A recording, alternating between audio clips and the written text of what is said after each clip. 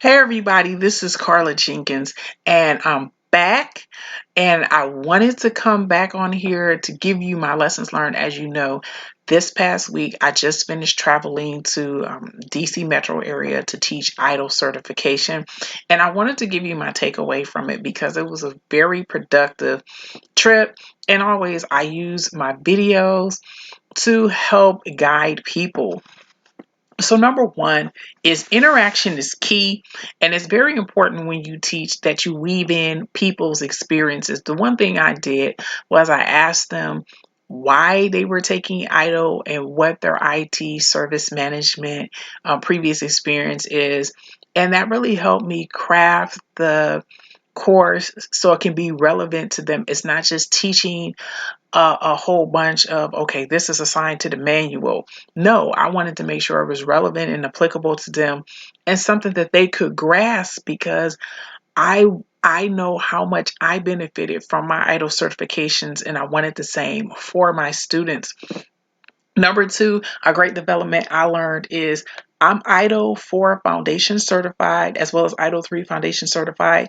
And I learned from someone that to teach ITIL 4 Foundation, I only needed to take one of the four ITIL 4 Managing Professional exam.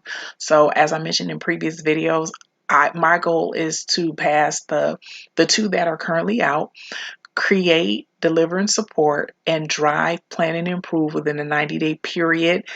And it was a great, because that means I'm only one exam away from being able to do that. And just having a revelation was that like was mind blowing, and it really helped me because now I can set my sights on accomplishing those two things. Number three, there's a dire need for ITIL certified individuals, especially when I was teaching in Washington D.C. metro area. And you have Amazon out in Herndon. I was out in Herndon, which is in Virginia. You There's just a lot when you talk about the overlap with cybersecurity, because ITIL is IT service management. As I use my example always, this is my cell phone, and it is a service provides service, and it's based on a service level agreement. Your contract, how many calls you can make, your RAM, your internet, the features, the applications, all of that is in service level agreement. Availability, signal, satellite, all of that is based. That's what IT service management is. So IT service management is managing this IT services and products now. So that's what ITIL is, the most prominent ITSM certification. And since we're going more towards the Internet of Things, as well as I mentioned cybersecurity and cloud computing, there's a very big need for more ITIL certified people, because we need more competent people, more professionals to be able to work in that environment and to manage the IT products and services. So it just spoke to how big it is. And as I mentioned before, I am open to teaching ITIL a certification, and you can get in touch with me on my website, carlarjenkins.com/contact, or hit me up on LinkedIn at linkedin.com/IN/Carlar Jenkins. I'll put those links in the description. But it just magnified how many people we still need in this profession. Number four, early adopters win. Going back to number two, I also learned in the course how many people were not ITIL 4 certified. Now, the ITIL 4 Foundation exam came out February 28th of this year. I received my ITIL 4 March 31st of this year, and it's November as of this recording, and there's still a lot of people who are not ITIL 4 certified. And that's mind blowing, especially when you know that ITIL 3 will be going away in June 2020. So being an early adopter is a lot of benefit, especially we relay it back to number two, that I only need one class from the managing professional to be able to teach ITIL 4. That is something that is beneficial, not just for ITIL, but also professionally as well as personally. When you get in early and you do it early, you reap a lot of benefits. And I'm able to teach because I'm out in front of it. and I'm not running behind it. Something tells me that once 2020 hits, not everybody wants to be ITIL 4 certified because you have 6 months left.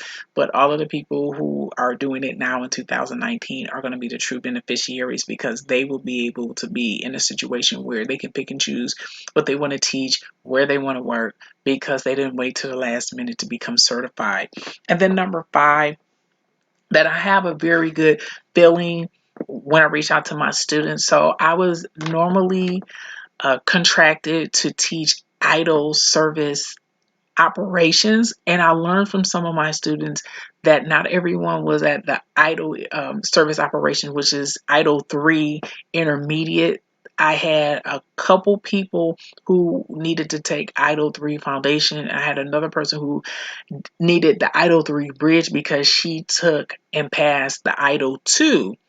And it's just great to be able to do that, but also to have the skill set to discern and know more about, where people are at.